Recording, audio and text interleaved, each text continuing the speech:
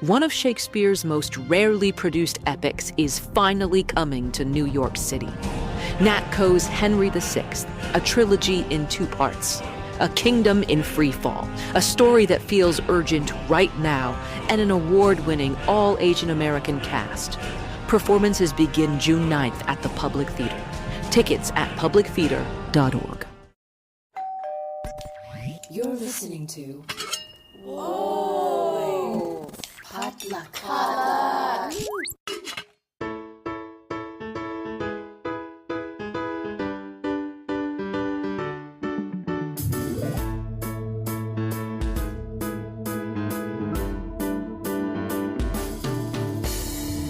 And hey, welcome to Books and Boba, a book club and podcast featuring books by Asian and Asian American authors. My name is Marvin Yue. And I'm Rira Yu. And on this episode, we are joined by Yu-Mei Balasingamchow to talk about her debut novel, Names Have Been Changed, a story about a woman on the run from the law who starts a podcast to talk about her life and what has led her to this moment in the book. As always, Books and Boba is supported by our listeners. So if you've been enjoying our podcast and want to become a big part of our book club, head on over to patreon.com/booksandboba, where as an official Patreon supporter, you gain access to our members-only Discord server. You can chat with us and other members in real time about all sorts of topics, including our monthly book club picks. And if you join us at the Honey Boba level, you also gain access to our monthly bonus podcast, Boba Chats, as well as the opportunity to help us pick a quarterly Patron's Choice Book Club pick. So as always, thanks to everyone who has joined us on Patreon, and we hope to see much more of you there in the future. Yeah, so we talked with Yu-Mei about how she started writing short stories and transitioned into novel writing, what Singlish is and our ties to language and how that affects how we navigate the world. We talk about queerness, we talk about colorism, we talk about a lot of things. So I hope you guys enjoyed this chat with Yu-Mei Balasingamchow.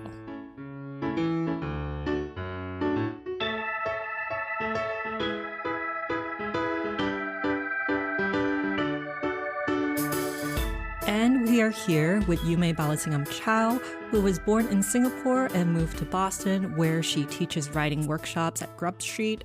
Her short fiction has received a Pushcart Prize special mention and has been shortlisted for the Commonwealth Prize. She has an MFA in creative writing from Boston University, and Names Have Been Changed is her debut novel.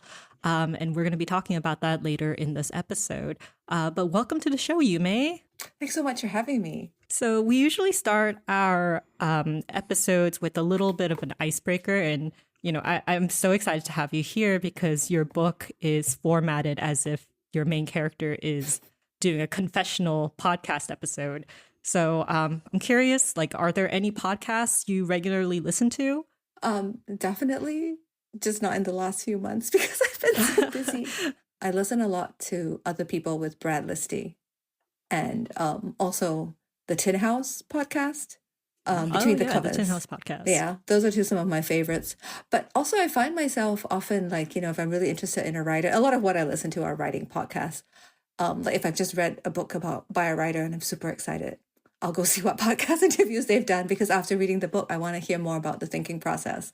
And then that's how I find podcasts like yours and others that I'm like, oh, look at all the great interviews they have. And they're a huge treasure trove of resources for us. Yeah. You know, I'm surprised that you don't like listen to true crime podcasts because your book is kind of like I mean, technically it's crime fiction, but not really. It's, you know, it's in that gray area of like it's fiction, but it's also, you know, there's mystery and there's crime involved. Yeah. So, yeah. So, true confession, I've never really been a true crime person. I don't really listen to the podcast. I've never listened to Serial. I've been told, I believe that it's excellent. I've never listened to it. And same with TV shows. Like, I don't really watch a lot of them. Yeah. So I guess when the idea for this podcast came, I was really just reaching for something that seemed like the natural thing Ophia would do. And the main character, Ophia, and she's also not really someone who listens to podcasts or anything, but she's more like, okay, I've decided I'm going to speak my mind and live with it. So here goes. And she hits the button and just goes with it.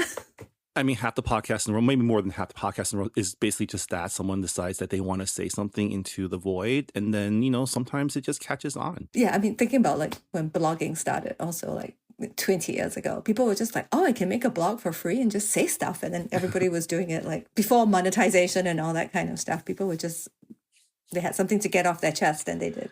I miss the good old days of blogging when we just we're just putting personality tests and talking about what we ate I for miss lunch. it too. But yeah, welcome to the show. Congratulations on your debut. Something that we love doing on Books and Boba, because we feature authors of Asian and Asian American descent, is just to get to know our authors. There's so many different paths that people take to getting published, to writing their first novel, to becoming a writer. So can you share with us a little bit about your own personal journey, how you became a writer and then now a novelist? Well, it's been a long journey. I started writing fiction maybe 15, 16 years ago, and mostly short stories. I thought I was writing a novel back then, but really I was just learning how to write.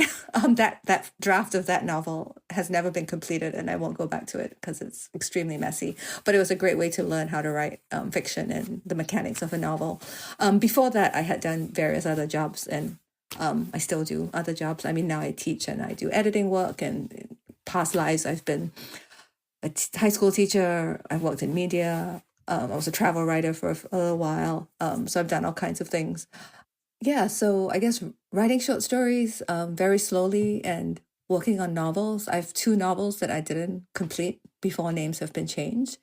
And like people have been asking me like, how long did it take you to write names have been changed? And my answer is always like, 3 to 4 years, but that's really fast by my standards. And before that, I have 2 incomplete novels. And I think the reason that I could write this one a little faster is because I had the practice of the first 2 and like learning novel mechanics, trial and error, struggling with characters and drama or lack of drama in some cases. And then over time, just like figuring out, oh yeah, this is how you do it. Or I think also getting to know myself better as a writer, knowing what kinds of stories I want to tell, how my sentences tend to run, what are good habits, what are bad habits, and all that kind of just, growing over the years. And so the last 4 or 5 years that I spent on names have been changed, even though it did feel long in some ways. There were times when I was like trying to make a scene better or make a character pop a bit more, and I was like, oh, I know what to do. Like the solution came to me more quickly. Like it felt like I had more knowledge about my own writing at my own fingertips that I could draw on. Yeah. Yeah, a lot of authors, they have a novel, a manuscript in the drawer and it never sees the light of day unless, they decide to go back and like re-edit it and publish it later, which, I've seen from some of our guests on this podcast. So maybe it'll happen for you. Who knows? So I'm curious because you were raised in Singapore and then you moved to Boston for what I'm guessing it was your master's. Like what made you want to come here? And was writing something you were already doing in Singapore, or was it something that you were like, okay, I think I want to change in pace, and then you decided after you decided to move here? So I had been writing for, 6 or 7 years in Singapore, fiction. And before that, I'd done some nonfiction writing. I was also doing research as a freelancer for history museums in Singapore and history exhibition projects. And I think I started out in some ways as a nonfiction writer first. Like there were some facts of history. There were lots of interviews that we did with people about social and cultural history of Singapore. And from that, we would assemble a storyline that became an exhibition, or in some cases, I helped with like a little short film that was shown in the exhibition. And so just ways of telling stories about quote unquote real life. And I think that kind of got me going as like, oh, okay, it's really fun to do this. Storytelling can work in so many ways to move the listener or the viewer. I wonder if I could do it with completely made up stuff. So then I shifted to kind of writing more fiction on my own. It was something I did at night, on weekends, exploring. And over time, just thinking like, I really enjoy fiction much more than nonfiction. And this is the thing I really want to try and do. So, I had some artist residencies. I got to know, various writers who were further along in the past who gave me really good advice. And long story short, I ended up coming to Boston to do my MFA at Boston University. And after that, I stayed on and tried to kind of maintain that orientation, I guess, towards fiction. I worked at a bookstore for 4 years while I was writing Names Have Been Changed. And that was another great way to sort of learn about publishing and learn about writing and also have access to so many wonderful books. I mean, I didn't read the ones in the store necessarily, but it was always like, oh, this book, I didn't even know it existed, came out 5 years ago. And I would, learn more about it. Or to see what all the new and exciting books were coming out. Yeah, and what people were excited to read. I used to work at a bookstore as well, and I don't think people understand how many advanced copies show up at these bookstores, and it's like, oh my gosh, by the time when like the book comes out like officially, there's just overflowing boxes of advanced copies, and you're like, we need to get rid of these. Would you like to be are you interested in reading these? So that's how I would get a lot of my books. That's how I would get a lot of my reading done. I still have advanced copies on that bookshelf back then from 5 years ago. I haven't read. So like you started with short fiction, short stories, and that's so different from novel writing. Like in the past, we've talked about how like novel writing is like a marathon, right? Sometimes you have to just grind through and get to the finish line. And then that's when you kind of realize what your book is about. Whereas with short stories, it's almost like you just take a scene. It's almost like screenwriting. You just take like a one specific part of a bigger story or a character, and I think it's a really good exercise for character development and also for like pacing. But it is a very different craft. So how was it transitioning from short story writing to novel writing? I think in my case, I didn't really transition because when I was a baby writer in fiction, I don't remember I feel like I simultaneously started dabbling in a few short story ideas as well as in the now lamented first novel attempt of like 15 years ago. So it was almost like I was trying to run before I knew how to walk. But I didn't realize that I was being foolish. I was just like, oh, I want to tell this story and it's going to be a novel. And then I would work on it. And at other times, I would go back to something that was clearly to me a short story idea because I was just interested in that moment in the character's life. And I would work on those short stories. So I was kind of doing both at the same time. I think what I learned was with short stories over time, learning how to manage a dramatic arc over a shorter distance. And also learning how to have characters do stuff like in a way that wasn't clunky on the page, finding ways to tell stories that maybe aren't so linear or not so literal. The short stories that I love are always like working on multiple levels, and trying to think like, oh, how can I have this story idea, how can I make it richer and not just about the surface level plot. So I think I had a lot of fun doing both. And after I abandoned the first novel because I had a second novel that I tried, I was still writing short stories, and I think it was just making me better at crafting scenes, making connections between scenes. But I think, as you were saying, novel writing is a marathon. And it's also kind of, sometimes I say it's a beast. It's like this big thing that you have to kind of wrestle into enough coherence that the reader can follow you. And so I think that was probably something I learned trying to wrestle with the first two novels. Like even though their dramatic arcs were often clunky or awkward, over time, and from reading other books also, just reading more fiction and more different types of fiction. I like to read a lot of translated fiction because it also sort of sometimes challenges what my idea of a story is or what a quote unquote satisfying resolution is. Yeah, for me, I think when coming to my own short stories, I was always interested in just that brief moment in the character's life and trying to present it as richly and as intriguing a way to the reader. And it reaches a nice ending, the appropriate ending for that character. And you just kind of leave it there, kind of like, okay, I won't touch it again. I won't nudge it down further. I've had friends who ask me like, oh, that was a great short story. Won't you expand it into a book, a novel? And I would be like, no, I'm not interested in the character. I don't care what happens to them after the scene. Like, it's done. And then with the novel, kind of learning how to go on and on and on in some ways, like keep going deeper, write more scenes. I think what I had to learn was really to be less of a perfectionist with my first drafts of my novels. Because with a short story, you work at it and you work at it, and it's just like 5,000, 8,000 words. It's so much more manageable. Even if you rewrite, it's kind of like you're rewriting within a smaller confine. And with the novel, I tried to do that at first with scenes, and then I would have these so-called perfected scenes, but then they weren't actually linking up well or creating a proper structure, a more complicated structure that the novel needs. And so I just had to learn to be like, you know what? It's time to learn to write the shitty first draft and let it The be. zero draft, yeah. Yeah.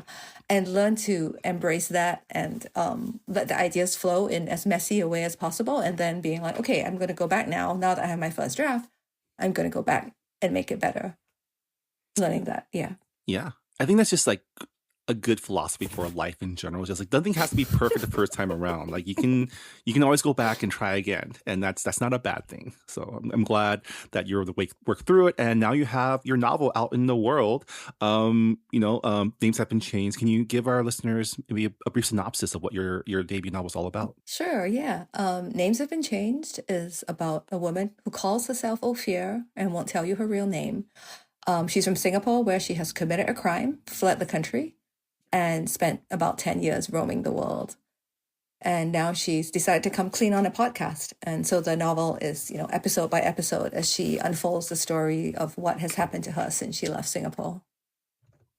So I'm super curious, like what inspired you to frame your novel as podcast episodes? Because when we were pitched this book, I was like, oh my God, this is like so meta for us as podcasters, and reading a book that's in a podcast format. I'm like, that's not something that I've really seen before.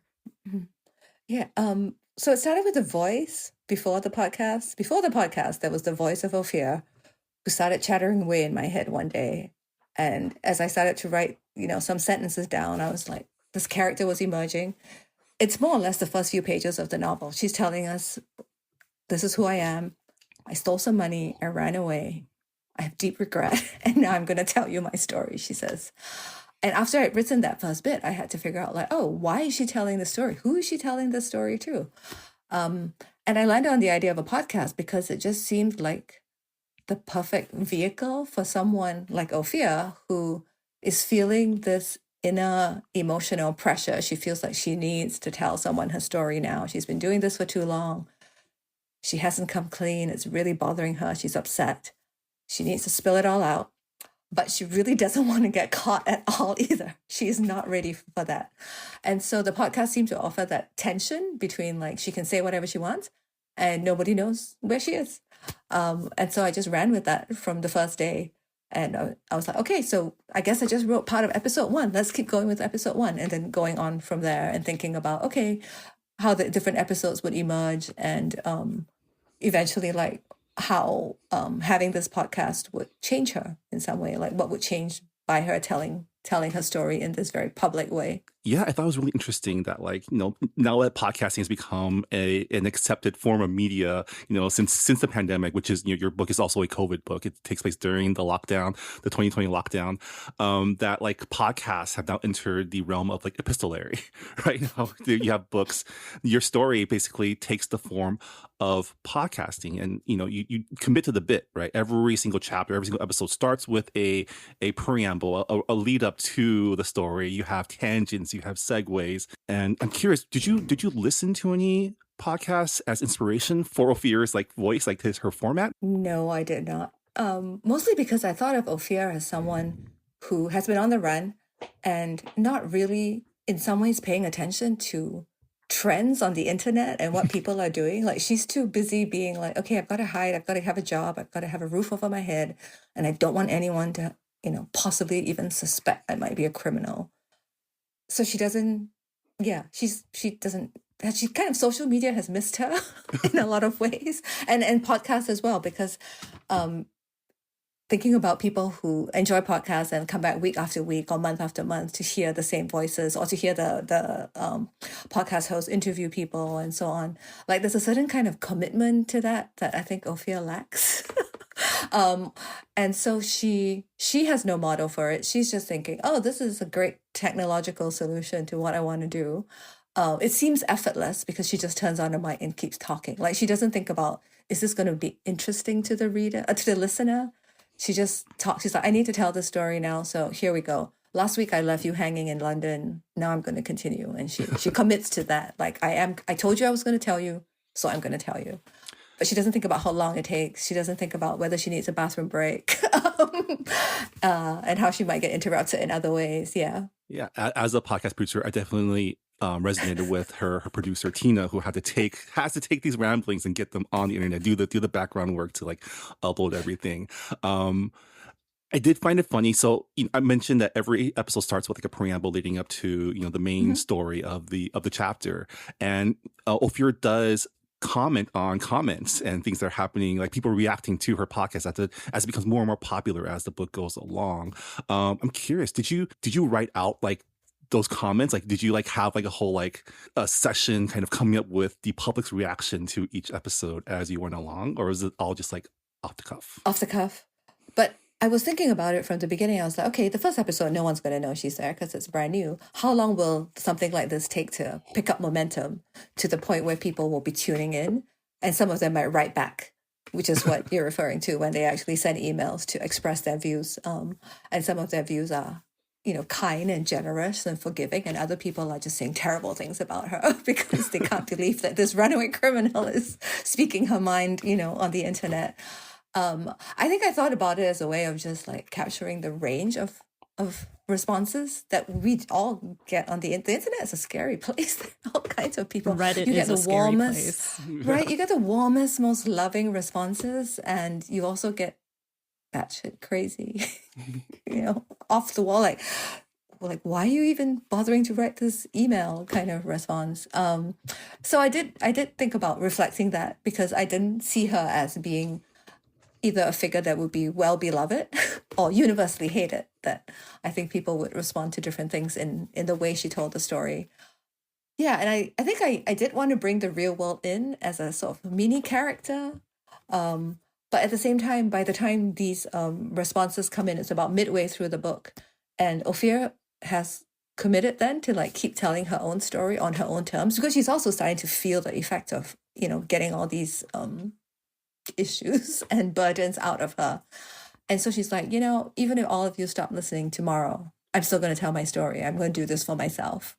You could say it's a selfish impulse at that point, but she's also like, I know what's good for me, and what's good for me is telling this, not listening to all of you. It's basically therapy at this point. Yeah. Yeah, she's pretty adamant about voice that. notes. Yeah. But she does like having an audience, I think. Yeah, it is voice notes. Like, she's not making voice notes. She does want this sense that maybe at least one person out there is listening to me. Yeah. Yeah. At least Tina's listening to her. So there's that. Tina, her producer. I thought it was so clever for you to set the book during the pandemic, during the lockdown specifically, because Ophir is a character who's literally a fugitive, literally on the run. She has pretty much globe-trotted because she doesn't want to get caught.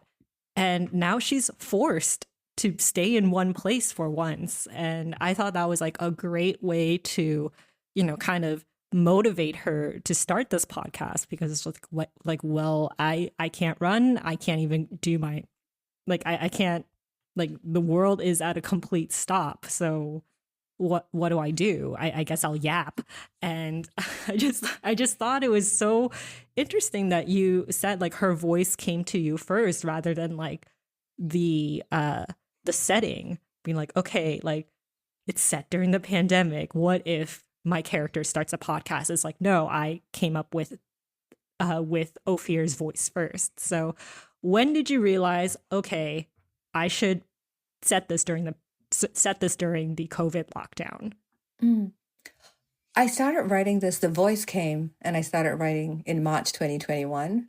And so the lockdowns were just ended, relatively still fresh in our memory. And also lockdowns were still going on in other parts of the world, even though not in the US. So I think it was in the air in that sense. And I kind of plucked it and was like, let's use this, because it is as you say, a handy way to just pin Ophir to one spot. She can't run at this moment. It was also a way to make her even more isolated than she is.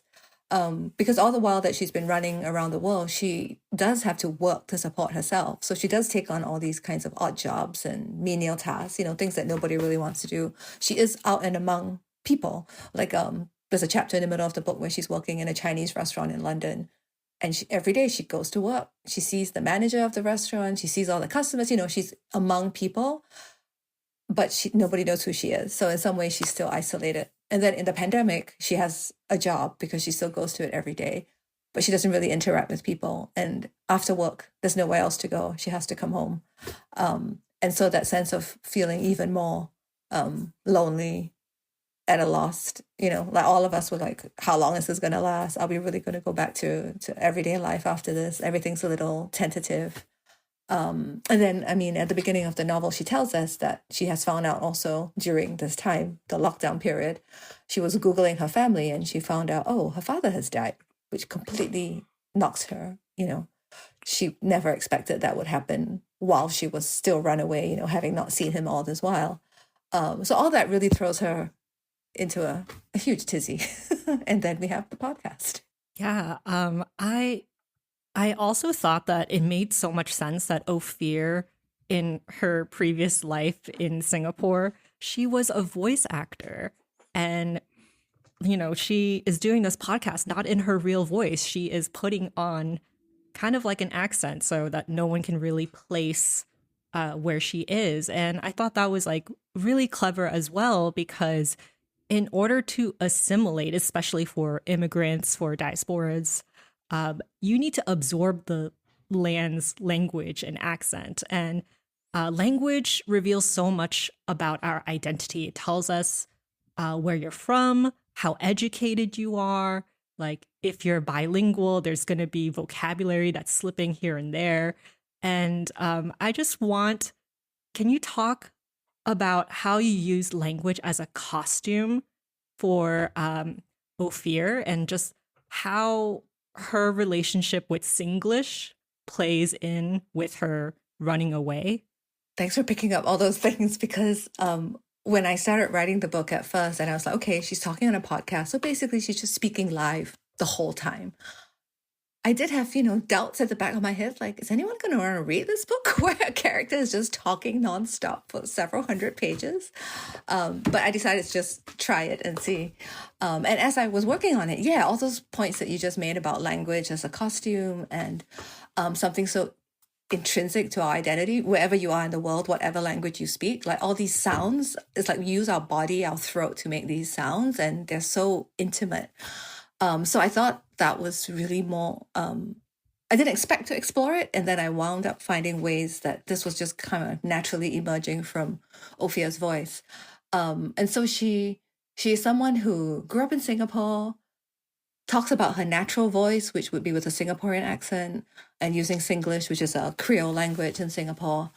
And she's decided once she goes on the run that she can't do this anymore because, first of all, there are not that many Singaporeans in the world, she says. So it'd be too easy for someone to just be like, you're from Singapore, aren't you?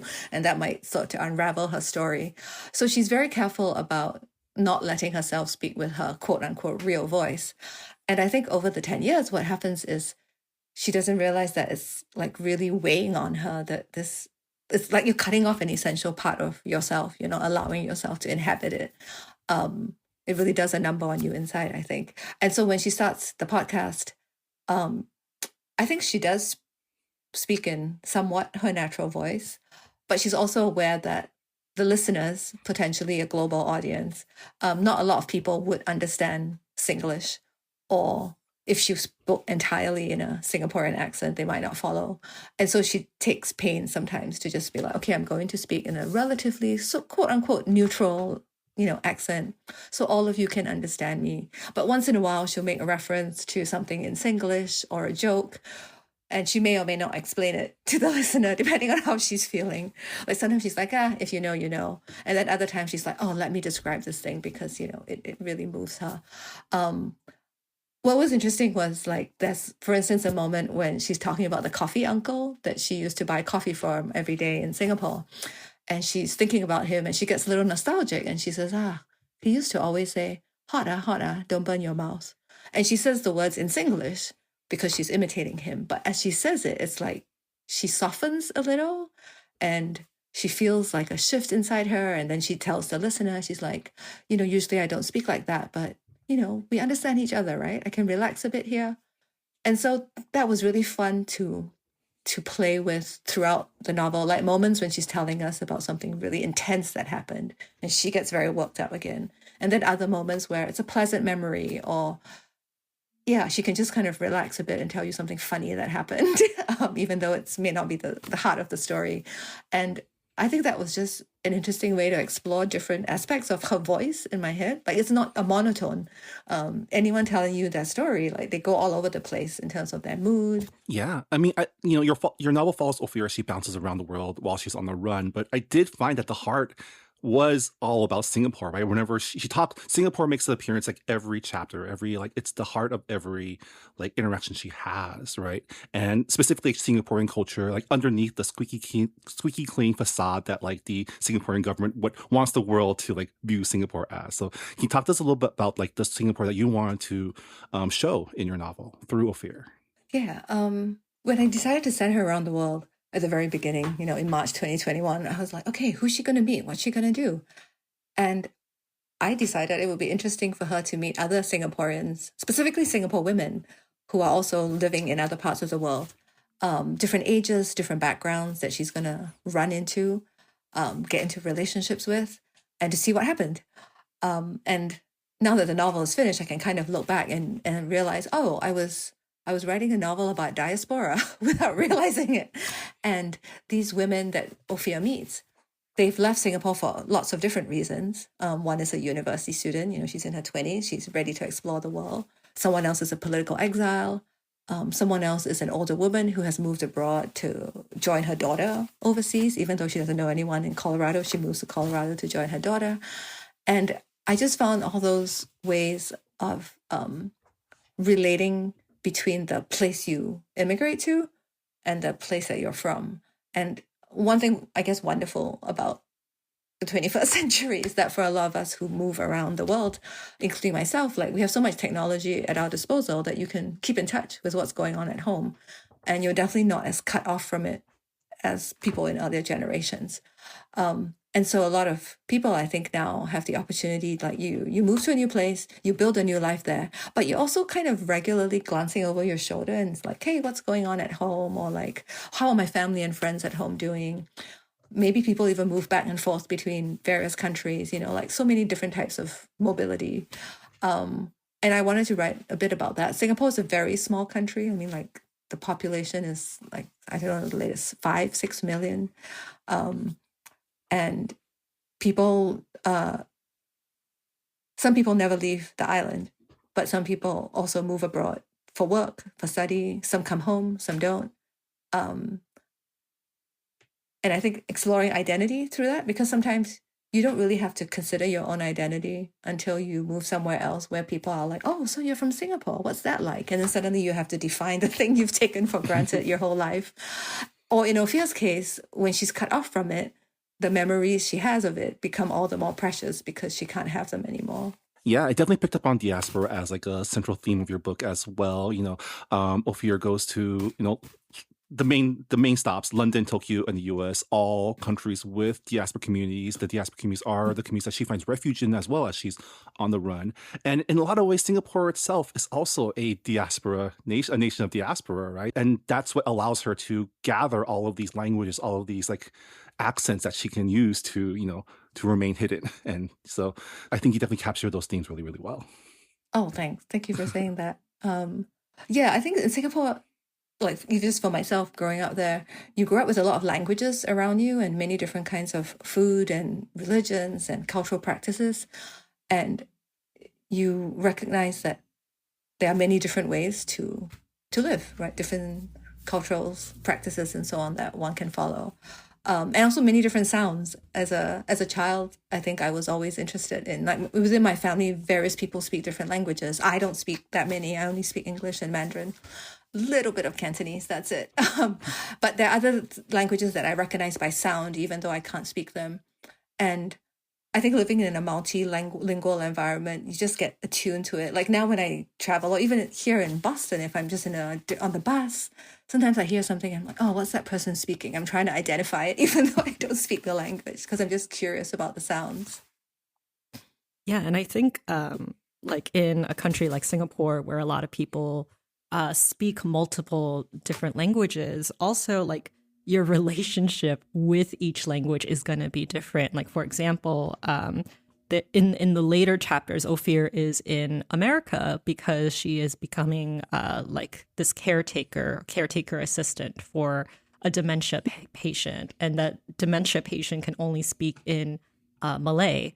And Ophir is like, I only talked in Malay with my grandmother, and my grandmother has passed away, and like it's like she reverts back to this little girl when she is speaking that language. And I was just thinking about how like that is so true for a lot of diasporans. And when we talk in our mother tongue or like a second or third language that our family member speaks, it's like, okay, it's kind of like a time capsule, because even then sometimes the language has evolved. Like some people don't talk the same way as the current dialect in the motherland. So I thought that was really interesting as well, because it seems like in every country that Ophir goes to, there's just kind of this preconception of like what language she'll speak. And she uses that to her advantage, because obviously she is mixed race and she has a darker skin tone than a lot of East Asians. And there's a line in the book that just like made me laugh, where she was just like, imagine who is like at the very bottom of your social class, and that's where they will put me.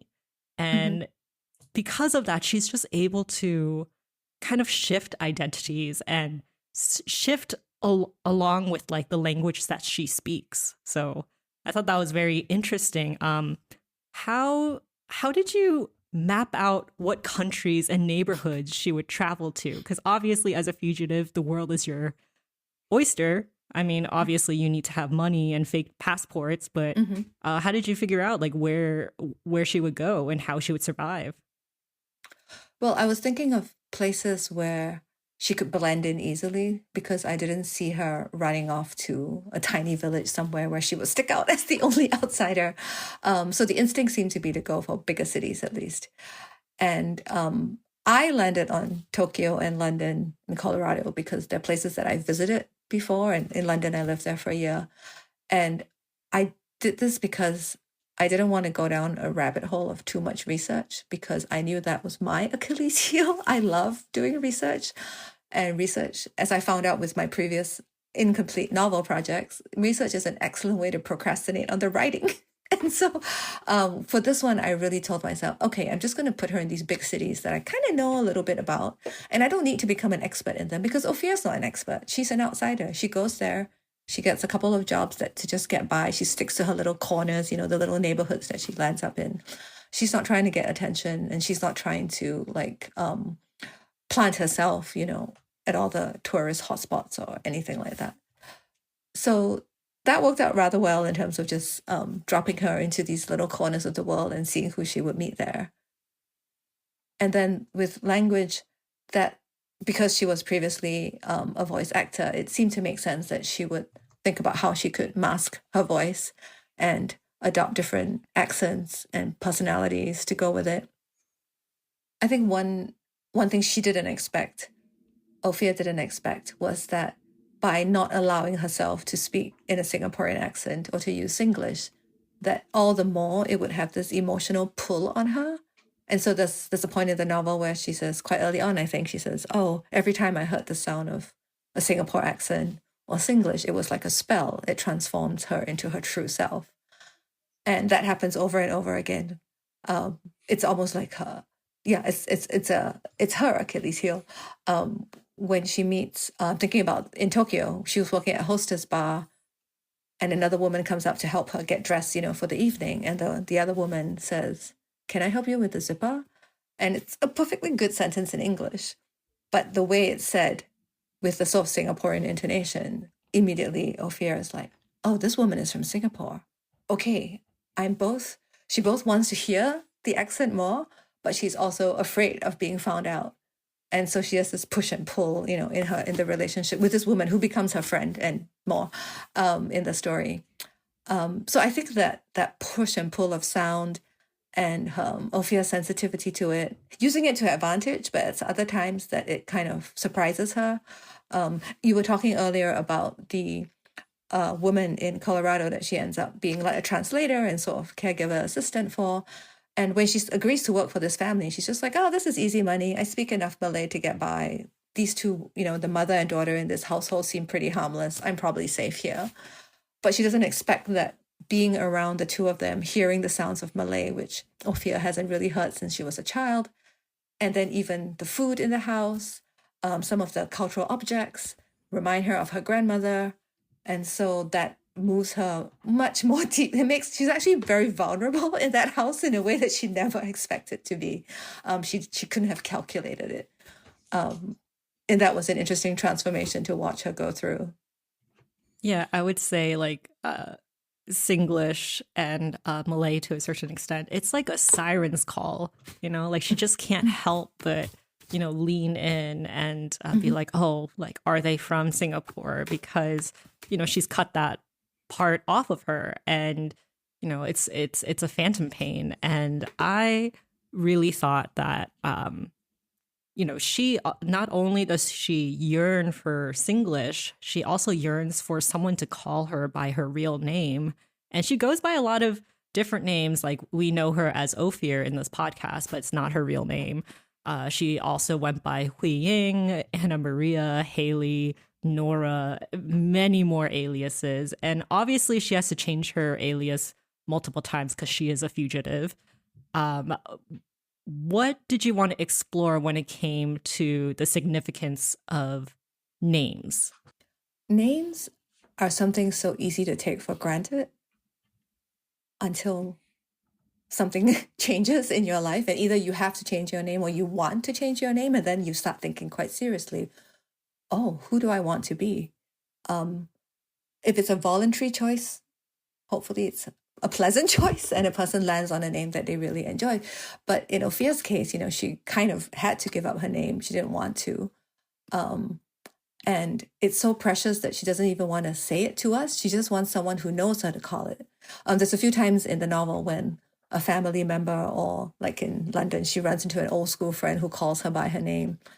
And Ophir tells us that they called her by her name, but Ophir won't give us the name because it's not for the listener to know. It's for someone who actually does know her to know the name. As for her aliases,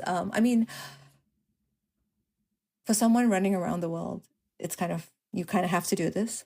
It's also a little bit fun because I think all of us, since we were kids, enjoy play acting, imagining ourselves adopting some other identity. It seems cool to change your name. If when you were growing up, you didn't really like your name, you could always imagine yourself having another name and an alternative life.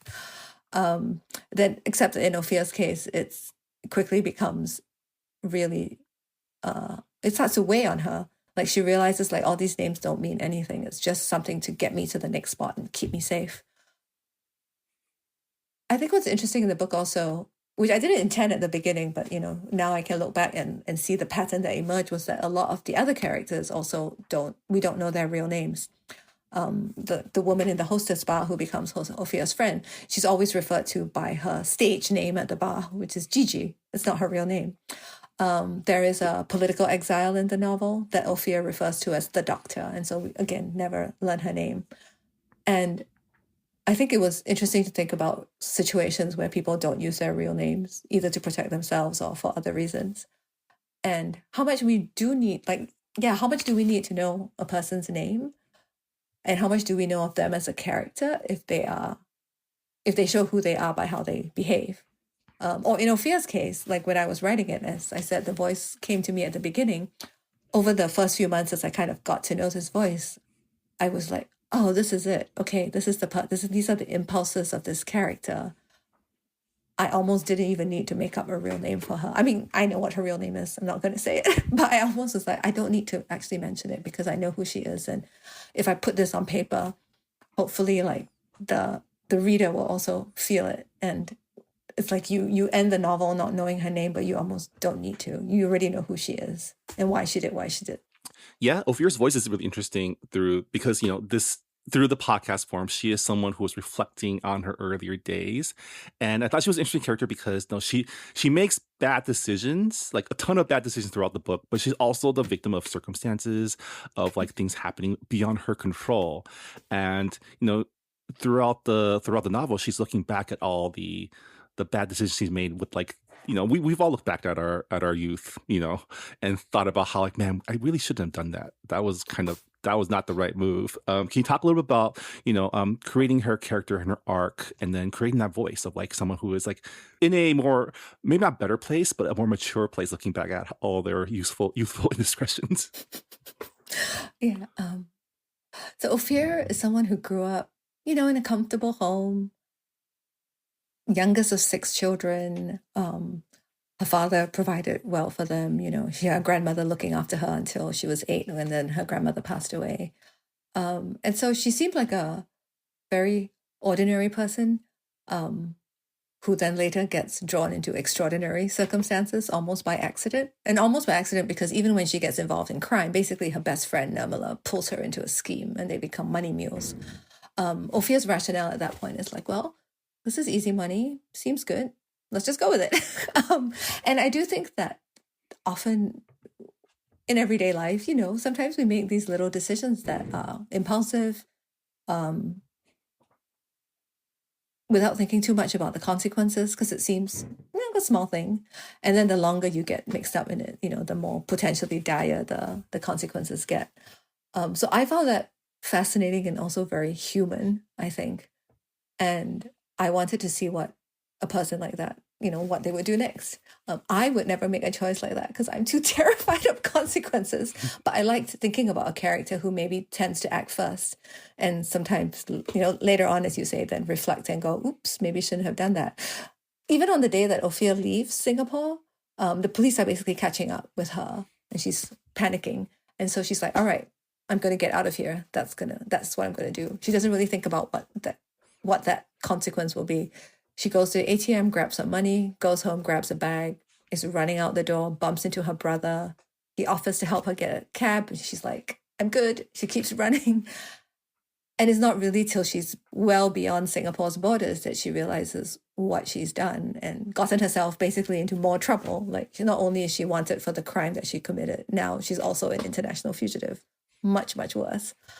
I thought it was pretty funny how later on in the chapter, she was like, so my best friend who wrote me into this scheme, she's out of prison now. She did her time, 3 years, and now she bakes cakes and trying to like live a normal life. And I'm like, 3 years versus the 10 years that she's been running. I mean, it makes you question as a reader. You're like, are you like, what kind of freedom are you going after? Like, why are you so desperate? And, I couldn't help but think it tied to her queerness because it's said, like, it's mentioned a couple times that even though there are queer people in Singapore, there's always like this pressure to, mask it or to not let the elders know. And it seemed to me as a reader that like, by leaving Singapore, she did have more freedom to be outwardly queer. And also you have other characters who are queer Singaporeans, like Florissa in London, who is Ophir's like old classmate. She's kind of new to her queer identity. And I thought it was a really good contrast to Ophir and her history with being openly queer. So why was it important for you to show that spectrum of queer visibility amongst your Singaporean characters? Yeah, Ophir from the beginning was someone who was impulsive, as I said, and also enjoys pleasure. And so she's not very politically minded or identity conscious, but she's just kind of like, oh, that person looks good. Let's see if we can sleep together. It's basically her train of thought. And it was something she was doing already in Singapore. And then when she goes abroad and is on the run, she continues to behave, to live as she wishes, as long as she feels that no one is going to realize that she's a criminal and turn her in. As long as she feels like that line is not crossed, she can do it. She can enjoy life a little. Yeah, with the other characters, I was also thinking about like people who feel straitjacketed in some way in Singapore. Because one downside of coming from a very small society in terms of the number of people and the actual size of Singapore is small, is that there's a strong sense of like social norms and how everyone ought to behave, and a lot of them are heteronormative and not really questioned even today. I mean, like they are being questioned, but they're not being changed. And so thinking about characters who go abroad because maybe they might go looking for more opportunities and freedom to express themselves, not just sexually, but in other ways as well. Or they might actually stumble across it. They go abroad to study or to work, and then they realize, oh, there are many different ways that I could live my life here, including expressing, being queer being one of them. But at the same time, I did also want to have queer characters in Singapore who have made a life for themselves, and one of them is Ophia's brother, whom we hear about off and on while she's on the run. And he's someone who has found a way to live his life, as a gay man in Singapore, despite the restrictions and impositions on him. Yeah. So I think the idea was to show range. It's kind of like with the diasporic women characters. Like there are many different reasons why people leave. And acknowledging that diversity was important to me. I was really trying to move away from like one way of looking at Singapore or one way of looking at home or identity. We are kind of winding down to the end of our time, and it kind of flew by. So I just want to ask, like, this book probably has an audiobook. Marvin and I only read it like with the physical copy, but I can only imagine like how much more immersive an audiobook would be, and how much of a demand it will require for the audiobook narrator, because they have to have so many accents and nail the dialects. And I'm just wondering, like, were you involved at all in the process of like finding the right voice actor to narrate the audiobook? Yeah. Once, it was really important to me to get the voice right.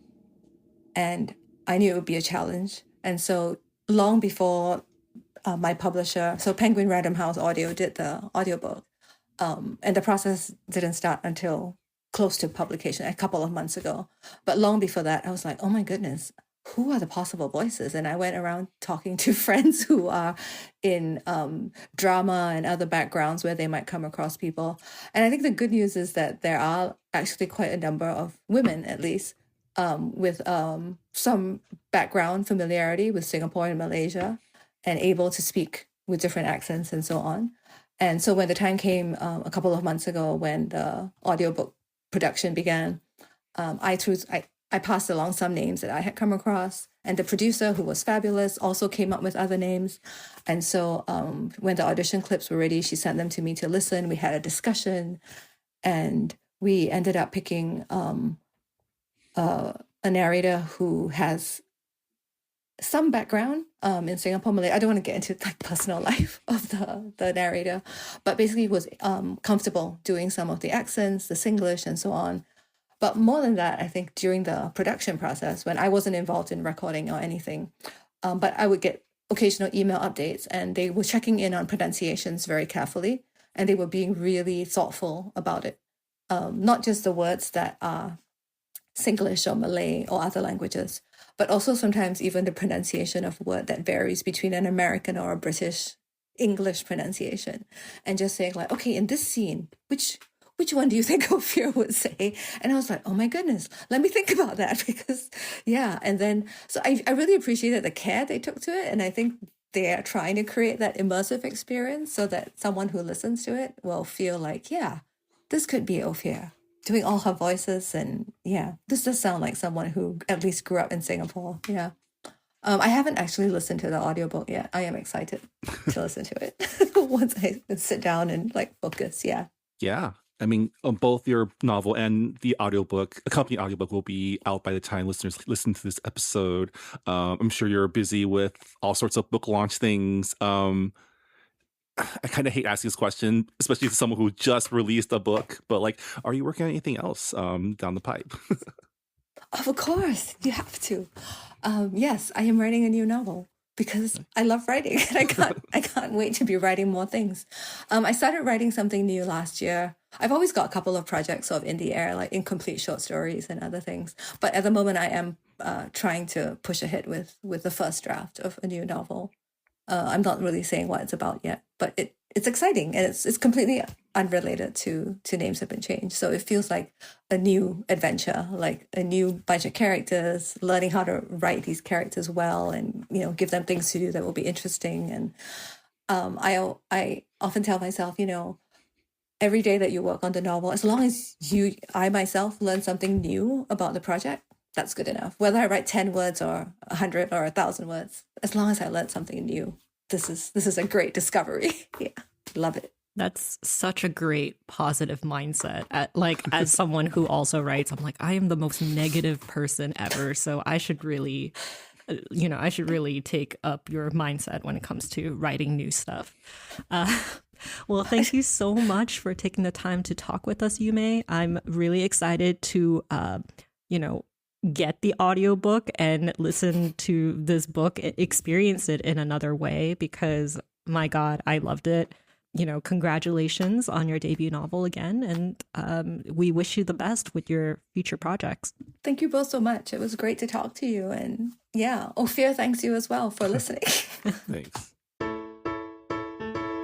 And that was Yu-Mei Balasingamchow. Her debut novel, Names Have Been Changed, is available now at booksellers everywhere, including, as always, a Books and Boba online bookstore. So if you enjoyed our conversation with Yu-Mei and are interested in picking up her book, head on over to booksandboba.com and check out our bookshop link. As always, all purchases made on our online bookstores support not only us here at Books and Boba, but also your local bookstore. So we really appreciate everyone who has bought a book from us so far.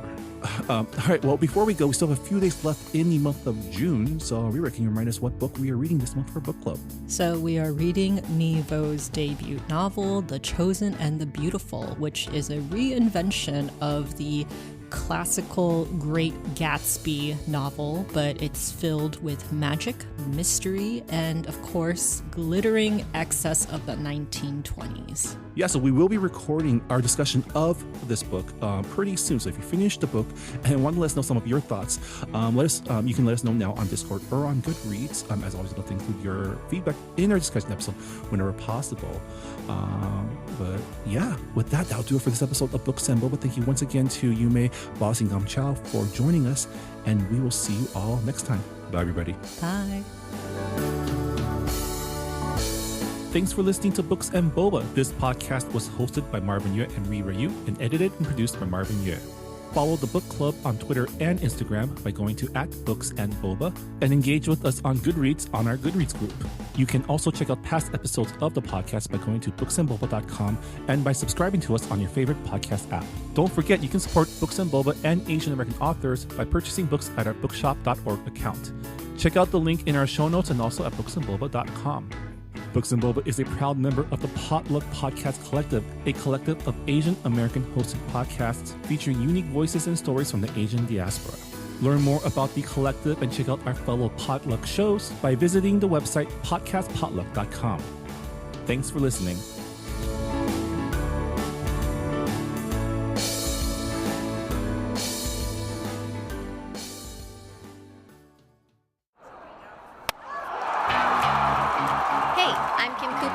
Co-host the podcast Asians in Baseball alongside Naomi Ko and Scott Okamoto. Asians in Baseball is exactly what it sounds like. A podcast about the Asian and Asian Native Hawaiian Pacific Islander Americans in Major League Baseball. Every week, we break down the highlights of what's going on with Asians in baseball and then take a deeper dive into the Asian and Asian Americans past and present who have shaped baseball as it is today. Whether you're Kim Eng's #1 fan or you've never even heard of Hideo Nomo, we've got something for everyone. especially for the Shohei Ohtani stans. Maybe too much for the Shohei Ohtani stans. Listen to Asians in Baseball wherever you get podcasts, part of the Potluck Podcast Collective.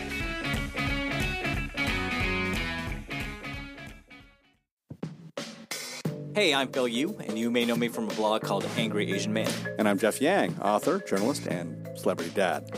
We host a podcast called They Call Us Bruce, an unfiltered conversation about what's happening in Asian America. Each week or so, we host a discussion about some of the most vital and interesting topics in our pop culture and our community, bringing in guests who are shaping and informing this thing called Asian America from Hollywood to D.C.